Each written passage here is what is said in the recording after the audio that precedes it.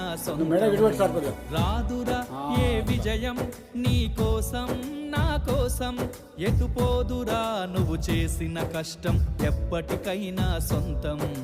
కాలంతో పయనించే వాడికి కానిది ఏముంది, సాధనతోనే సాధ్యమవ్వునని సదాశయంతో సాగర ముందుకు. రాదురా ఏ విజయం నీ కోసం నా కోసం, ఎటుపోదురా నువ్వు చేసిన కష్టం ఎప్పటికైనా సొంతం.